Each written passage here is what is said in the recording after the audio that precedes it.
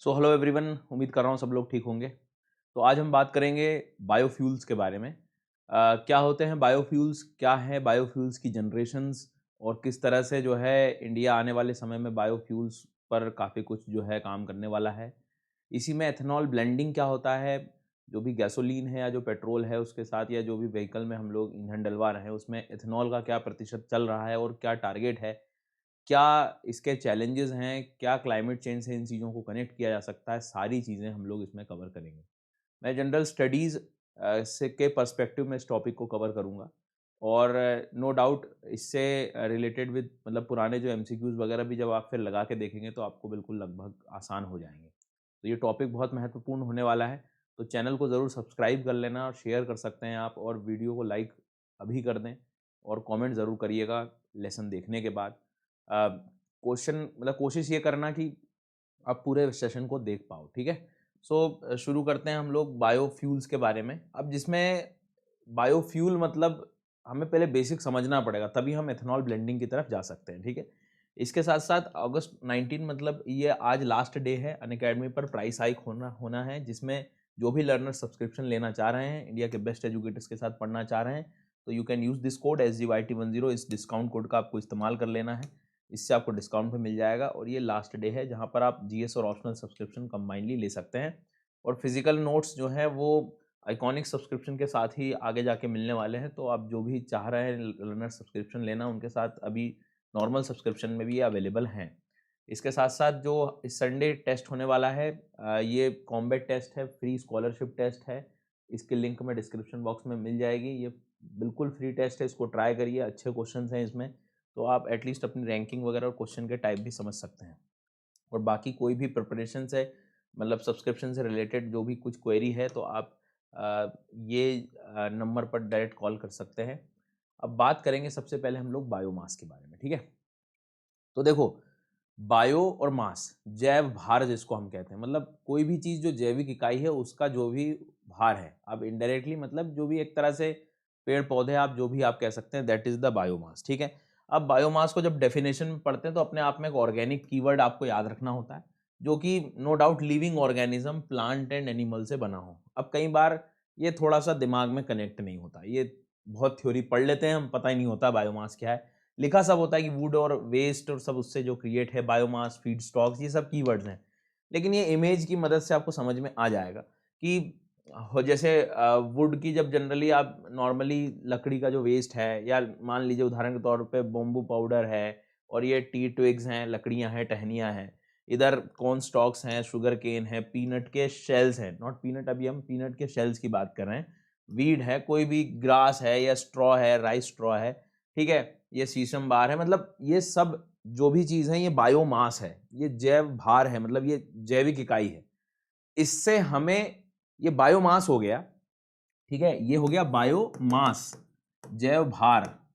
अब इससे हमें बायोफ्यूल बनाना है। फ्यूल मतलब इन्हीं को ही फर्मेंटेशन प्रोसेस में और इन्हीं को ही जो है डिकम्पोज करा के और इसके बाद अगली जो प्रोसेस है लिक्विफेक्शन, बहुत सारी ऐसी अलग अलग प्रोसेस होती हैं, उतने अपने को अभी साइंस में नहीं जाना है। लेकिन हाँ, ये बायोमास है, इससे हम इसका जो लिक्विड फॉर्म लेकर आ रहे हैं वो बायोफ्यूल है। कई बार हम कंफ्यूज हो जाते हैं कि बायोफ्यूल्स जो है वो लिक्विड हो सकते हैं, यूपीएससी यहाँ पर अपने से सवाल पूछ सकता है, तो ध्यान रखें ऐसा नहीं है। बायोफ्यूल जो किससे बने हैं, बायोमास। बायोमास क्या होता है वो भी मैंने आपको बता दी, अलग अलग तरह की। अब वो 3 प्रकार के बायोफ्यूल बन सकते हैं, सॉलिड बायोफ्यूल, लिक्विड और गैसेस। भाई लकड़ी जला रहे थे तब भी तो वो एक फ्यूल की तरह काम कर रहा था ना, ठीक है? तो ये तो नॉर्मली हम लोग जैसे चारकोल वगैरह ये सब हम लोग नॉर्मली इस्तेमाल कर रहे थे। चैलेंज तो ये था कि इसको हम लिक्विड बायोफ्यूल्स की तरह कैसे यूज करें और इसको फिर व्हीकल की तरफ हम कहाँ ले जाएं। तो जो एथेनॉल चल रहा है अभी खूब न्यूज में, वो ये है, वो आया यहाँ से कि बायोमास से बायोफ्यूल बन रहा है और बायोफ्यूल का लिक्विड वाला सेक्शन और उसमें ये बायो इथेनॉल है। बायोडीजल सुना होगा आपने, पायरोलिसिस बायो ऑयल है, ड्रॉप इन बायोफ्यूल्स है, बहुत सारी चीजें, लेकिन अभी हम लोग इस पर बहुत ज्यादा चर्चा करने वाले हैं, ये मेन चीज है इसमें। गैशियस बायोफ्यूल भी होते हैं, बायोगैस, सिनगैस, ये इन्वायरमेंट में आप और इसको डीप में पढ़ते हैं। तो ये जो आपको समझ में आ जाएगी बात की बायोफ्यूल्स, ठीक है, बायोमास से जो बना है। अब क्या होता है कि कोई चीज एक दिन में रिसर्च तो हो नहीं जाती, तो धीरे धीरे चीजें बढ़ती हैं आगे, मतलब ये जनरेशन वाइज इनको हमने कंसिडर किया। अब यहां पर आता है एमसीक्यू सर अपने लिए कि वो आपसे पूछेगा कि फर्स्ट जनरेशन बायोफ्यूल क्या है, सेकंड जनरेशन क्या है, थर्ड क्या है, फोर्थ क्या है। कॉमन सेंस है, जितना ज्यादा ये बढ़ता चला जाएगा उतने आप एडवांस लेवल पे होते चले जाएंगे। एडवांस इन टर्म्स ऑफ, मान लीजिए उदाहरण के तौर पे सस्टेनेबिलिटी, ठीक है, और क्लियर फ्यूल, क्लीन फ्यूल के बारे में आप उतना जा सकते हैं। जैसे पहला जनरेशन क्या है, फूड क्रॉप, जैसे grain, sugar cane, vegetable oil, इससे आप बना रहे थे। लेकिन वही बात है कि इस पे ज्यादा ही डिपेंड हो गए आप तो फूड सिक्योरिटी पे भी सवाल आ सकता है। लोग फिर क्या हो सकते हैं कि सिर्फ सिलेक्टिव क्रॉप लगाएंगे, हो सकता है फिर डिमांड, फिर उधर प्रॉब्लम हो कि मान लीजिए शुगर केन ही लगाना शुरू कर दिया बहुत बड़ी मात्रा में, अत्यधिक मात्रा में, तो लोग क्योंकि इथेनॉल बनाएंगे और फिर पता लगे फूड सिक्योरिटी पे सवाल आ गया। चलो इंटेंशनली नहीं लगा रहे हैं, क्लाइमेट चेंज की मदद, मतलब क्लाइमेट चेंज हो गया, शुगर केन लायक क्लाइमेट नहीं रहा, व्हीट लायक क्लाइमेट नहीं रहा, तो जो फूड क्रॉप से आप फर्स्ट जनरेशन में बना रहे थे उसमें इश्यूज क्रिएट हो सकते हैं। क्योंकि क्लाइमेट आज का समय, मान लो मॉनसून फेल हो गया तो उस समय तो मान लीजिए फिर इथेनॉल कहाँ से लाओगे आप, डायरेक्टली कनेक्टेड है क्योंकि ये, तो आगे हमें कुछ ना कुछ समस्याओं के चलते आगे अगली जनरेशन में जाना ही पड़ा। तो पहला जो जनरेशन है ना, वो याद रखना, food crop is the keyword. Food crop मतलब जो जितना भी खाद्य धान्य वगैरह है उससे रिलेटेड है, ग्रेन, शुगर केन वगैरह, उससे बना रहे हैं हम लोग, ठीक है तो बायोमास ही है। फिर सेकेंड जनरेशन में ये कीवर्ड याद रखना, लिग्नोसेल्यूलोसिक करके जो वर्ड है, ये नॉर्मली मतलब जो ड्राई वाली जो चीज होती है, जो वेस्ट है, जैसे फॉरेस्ट्री है, वुड चिप्स है, सॉलिड वेस्ट है, तो जो ड्राइनेस, ड्राई वाला जो शुष्कता वाली जो चीजें हैं सब, उससे भी बनाया जा सकता है पेड़ पौधों की उससे मदद से। तो ये सेकंड जनरेशन, ये थोड़ा एडवांस है क्योंकि अब तक हम लोग मतलब एक तरह से फर्स्ट जनरेशन में फूड क्रॉप में थे, अब हम लोग थोड़ा सा जो है ड्राई वाले पैटर्न पे भी चले गए, फॉरेस्ट्री वगैरह, ये लकड़ियों पे, इस पे भी चले गए। लेकिन फिर वही बात है, ये भी लिमिटेड है सर, अब आप पता लगे फॉरेस्ट साफ करना शुरू कर दिया इथेनॉल के नाम पे।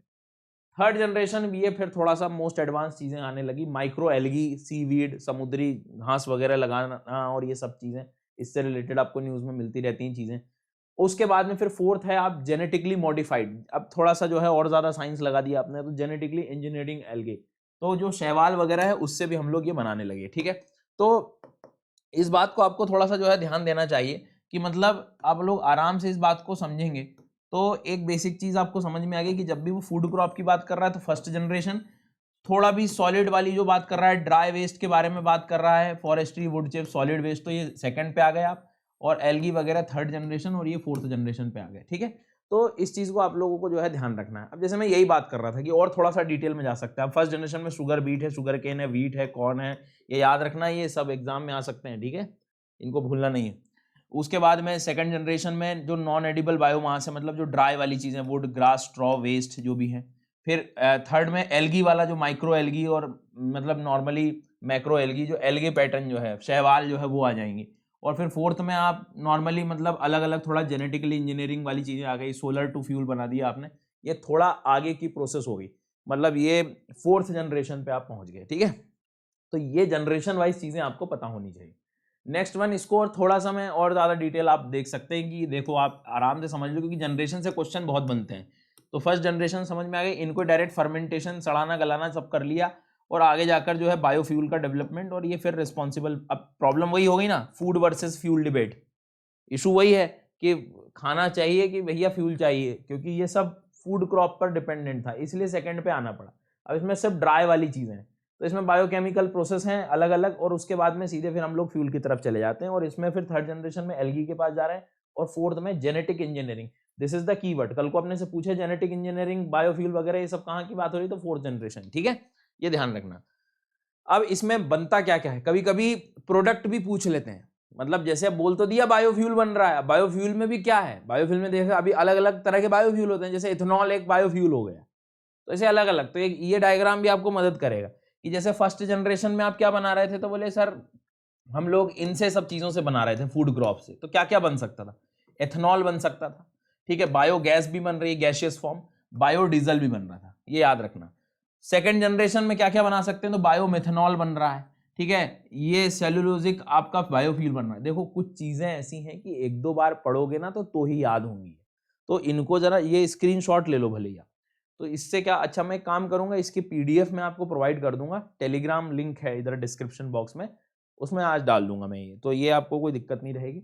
इसके बाद में मतलब सेकंड जनरेशन में बायो हाइड्रोजन, और ये थोड़ा सा आप इधर चले गए और देख लो जरा इधर सब सेकंड जनरेशन मतलब ये ड्राई वाली सारी चीजें, ठीक है।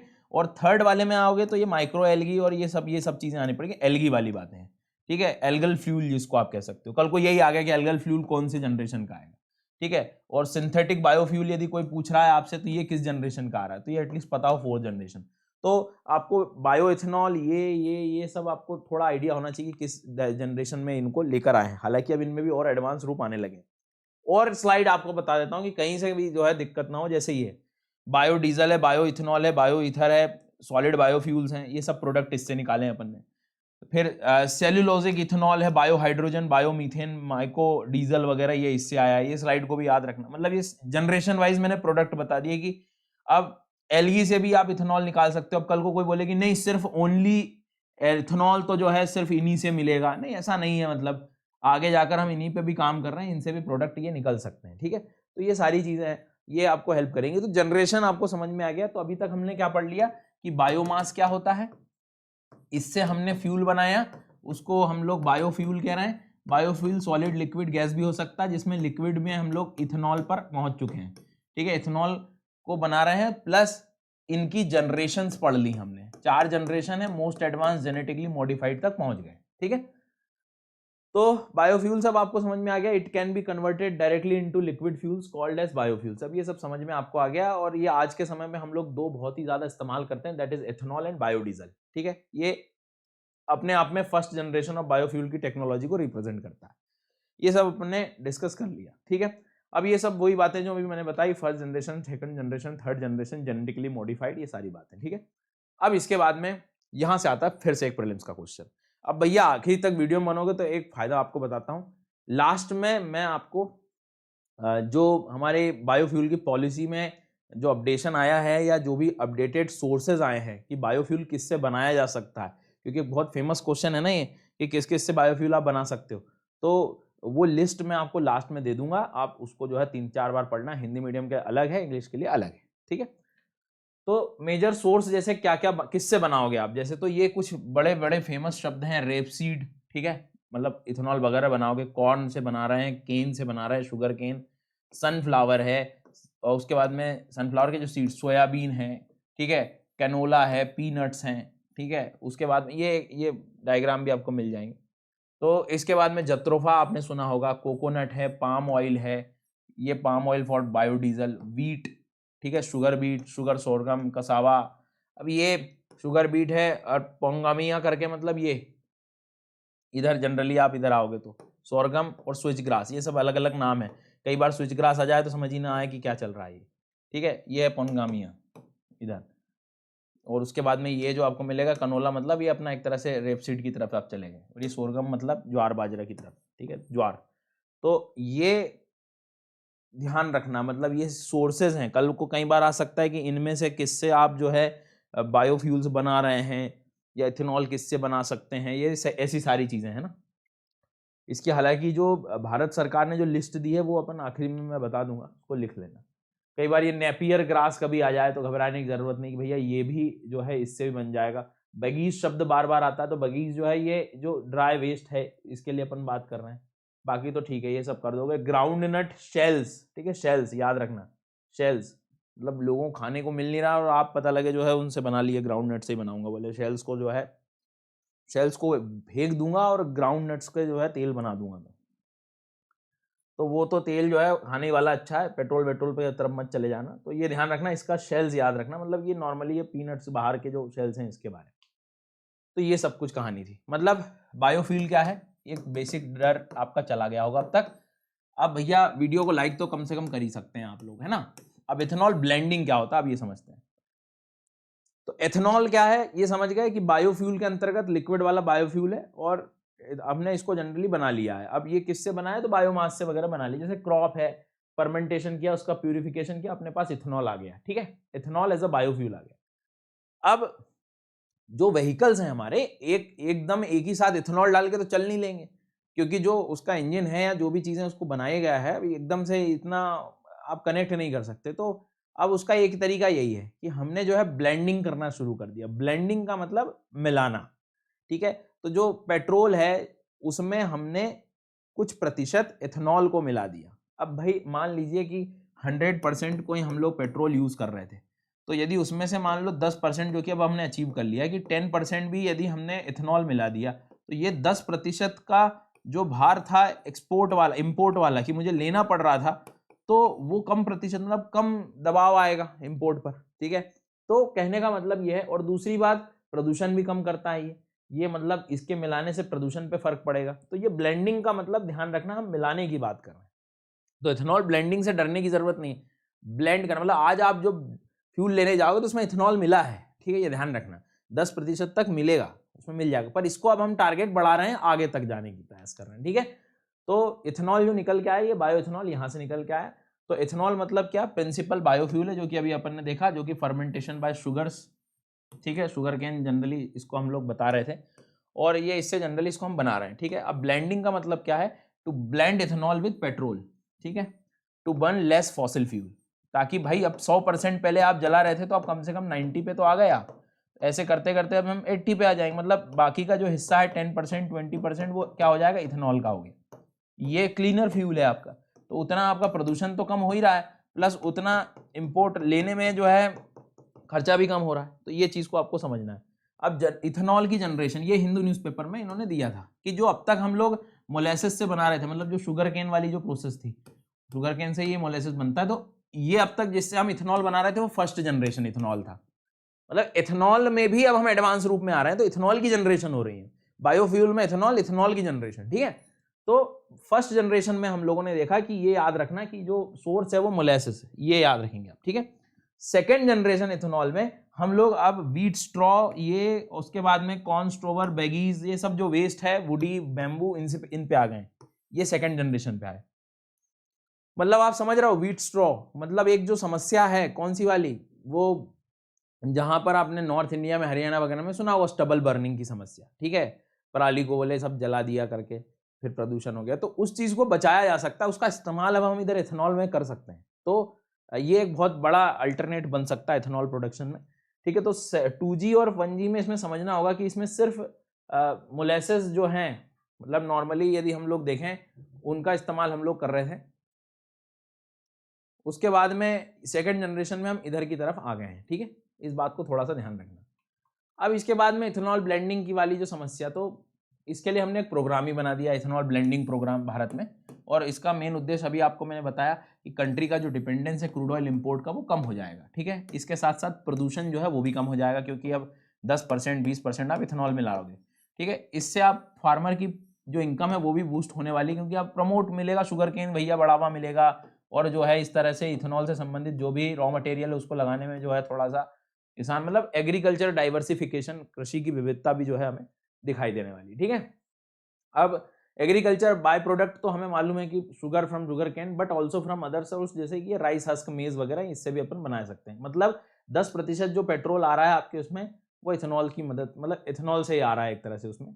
ये जो आप ये लिख सकते हैं, 10% of the petrol that powers your vehicle is ethanol, उसमें 10% अपन इथेनॉल मिला रहे हैं। ठीक है, तो ब्लेंडिंग का मतलब आप समझ गए। लेकिन भारत का एम क्या है, अभी हमको पता है कि पहले था कि भाई लगभग 20% तक हमें जाना है 2030 तक, लेकिन नीति आयोग के द्वारा भी जब रिसेंट आपको पता है कि डेडलाइन उन्होंने कहां तक सेट कर दी, 2025 तक, तो 2025 तक हमें लिख लेना इसको, ये बहुत आगे आता रहता है। 20% E20 के नाम से चलेगा, तो E20 मतलब 20% इथेनॉल, मतलब ऐसा नहीं कि हम विश्व में हम ही जागरूक हो गए। यूएसए, ब्राजील, ये काफ़ी आगे हैं इथेनॉल ब्लेंडिंग के मामले में, तो यूएसए है, फिर ब्राज़ील है, फिर इंडिया, चाइना लगभग एकदम अभी इस समय बराबरी पे चल रहे हैं, तो तीसरे चौथे नंबर पे भारत आता रहता है। ठीक है, so ethanol blending with bring down India share of oil imports लगभग 85%। ये हिंदू न्यूज़पेपर का डाटा है, जो कि आपने अभी रिसेंटली कुछ पढ़ के रखा होगा। ठीक है, अब इसके बाद में no doubt it is a renewable, और कहाँ से आ रहा है ये सारी चीज़ें आपको पता है।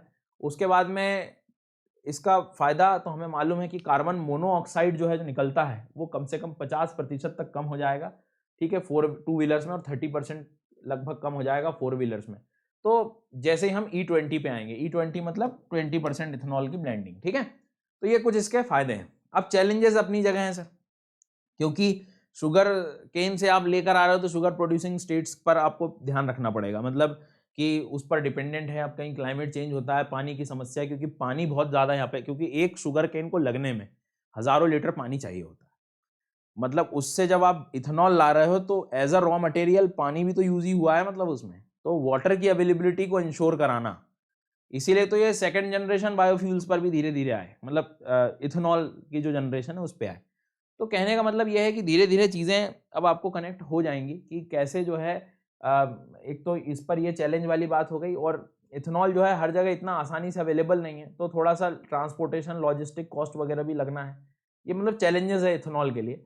तो शुगर मिल जो है वो मतलब मेन सप्लायर है, तो किस तरह से जो है इन पर ध्यान रखना होगा हमें। उसके बाद में कुछ एनालिसिस भी ये कहते हैं कि लोग जो है लैंड यूज पैटर्न जो है चेंज हो सकता है, क्योंकि सही बात है वाटर एफिशिएंट क्रॉप है, पानी की समस्याएं आएंगी, ये सब बातें हमने को थोड़ा सा ध्यान रखना पड़ेगा। कल को मानसून में वेरिएशंस आ गए, क्लाइमेट चेंज में वेरिएशन आ गए, तो कल को कोई भी लर्नर मेंस आंसर राइटिंग में क्लाइमेट चेंज के इम्पैक्ट में एथेनॉल तक भी कनेक्शन बना सकता है कि एक हमारे लिए बड़ी समस्या हो सकती है, या एनर्जी सिक्योरिटी के लिए हम लोग जो एथेनॉल प्रोडक्शन कर रहे हैं उस पर, या उसके एक तरह से आप कह सकते हो कि इथेनॉल प्रोडक्शन में थोड़ी रुकावट आ सकती है। इस तरह के थोड़ा सा आप कनेक्शन भी बना सकते हैं, क्योंकि इसके बीच में जो चीज़ है वो क्लाइमेट से डायरेक्ट इम्पैक्ट होने वाली चीज़ है, दैट इज़ रॉ मटेरियल, मतलब शुगर केन, वीट एक्सेट्रा, जो भी आप फूड क्रॉप के बारे में बात कर रहे हैं, ठीक है। इसके बाद में हालांकि अच्छी बात थी कि इंडिया ने अचीव कर लिया, नवंबर 2022 तक का टारगेट था, लेकिन ये पहले ही अचीव हो गया, जो 10% इथेनॉल ब्लेंडिंग की कहानी थी, ठीक है। ये जो मैं अभी आपको बता रहा हूँ, अभी अगले 2025 तक हमारा टारगेट कुछ और है। अब बाकी तो इसकी कहानी आपको पता है, ग्रीन हाउस गैस ये सब चीज़ें कम हो जाएंगी। अब आती है काम की बात, इस स्क्रीन का स्क्रीनशॉट ले लेना, नहीं तो मैं आपको PDF दे दूंगा। ये जो अपडेटेड बायोफ्यूल पॉलिसी जो है अपडेट हुई है, उसमें एथेनॉल उत्पादन के लिए क्या क्या चीज़ें इस्तेमाल की जा सकती हैं, क्योंकि जैसे थोड़ा बहुत तो वीट और शुगर केन तो हर कोई पढ़ रहा है, दुनिया पढ़ रही है, लेकिन अब जैसे पूछ लिया था 2020 में सड़े हुए आलू, ठीक है, या हिंदी मीडियम के अलावा इंग्लिश मीडियम में रोटेन पोटैटोज, ठीक है, कसावाज, ये ऐसे जब पूछ लेंगे ना तो फिर ढूंढ रहे हैं, ये बैगेज शब्द याद है, टाइम नहीं पता लगता। Sugar beet, sorghum, starch containing materials, ठीक है, तो ये हिंदी का भी इसमें कंटेंट है। फिर इसके बाद में कई बार एल्गल का पता नहीं लगता, लेकिन ध्यान रखना सी वीड्स इथेनॉल प्रोडक्शन में आ सकता है। तो वो जो दुख दर्द है ना आपका कि इथेनॉल कहाँ कहाँ से किससे किससे प्रोडक्शन हो सकता है, तो ये सारी लिस्ट है।